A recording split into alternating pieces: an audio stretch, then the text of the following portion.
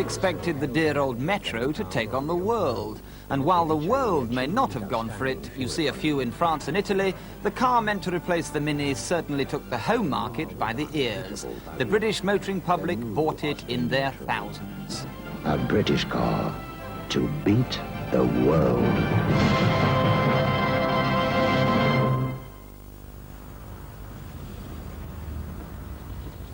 A sensible little car is what most people think of used metros. An unintimidating small hatchback, a motorised shopping trolley, ideal for trundling round the garden centres or squeezing into little spaces at the supermarket. Metros may be easy to park, cheap to insure and run on fumes, but are they any good for more demanding motoring? Not really. The new Metro, launched last year, is a much better car. It may look the same on top, but it's vastly different underneath. But the old Metro is simply too rough, too temperamental, too aged and too unrefined to be taken seriously as a second-hand car. And this is our point, that the old Metro has all the finesse and the subtlety of a thumb in the eye, and that for more or less the same money, there are much better second-hand cars. Take a look at any similarly aged Fiesta, Polo, Nova, Peugeot 205, and not only will they look fresher and be less rusty, they will drive and ride infinitely better. This year's Which Car Buying Guide puts it like this. All 83 to 88 models were below average for rust. On reliability, they said that the Metro 1000 is looking poor and the Metro 1300 is worse than average. Other small cars, however, didn't fare quite so badly. I suppose the leader in the field, you would have to say, probably as a result of good build quality, is probably the Polo, the Volkswagen Polo. But the Fiesta and the Nova are both very close behind. There are others, of course. But all three of those, the Polo, the Fiesta, the Nova, pound for pound, they're going to give you better value and more reliable motoring, I would say, than the same age Metro. Now, the motor trade say that the only thing an old Metro does well is rust, and they'd be right.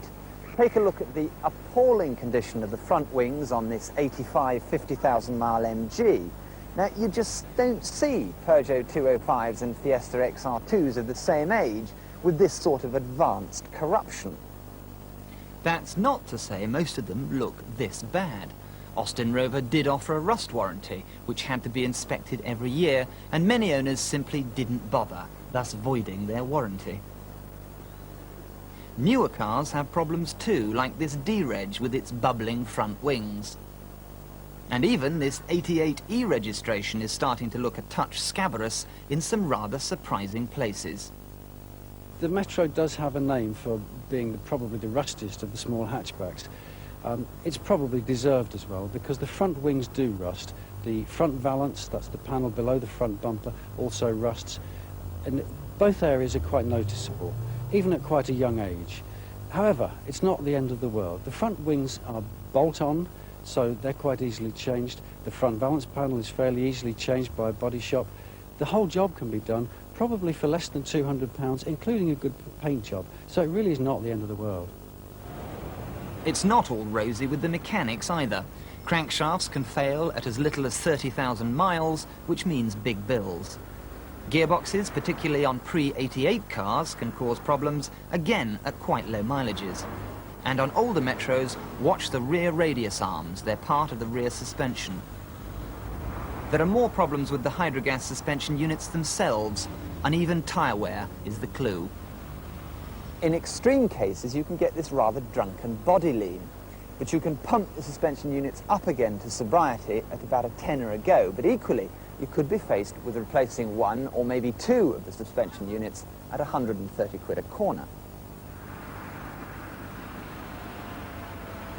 And don't expect any rushes of adrenaline from behind the wheel.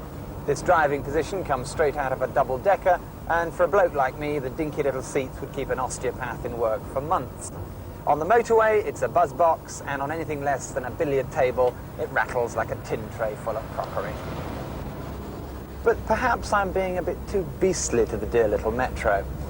There are plenty of people who love the Group 1 insurance, the economy, the front-wheel drive handling, and are perfectly happy just bumbling about.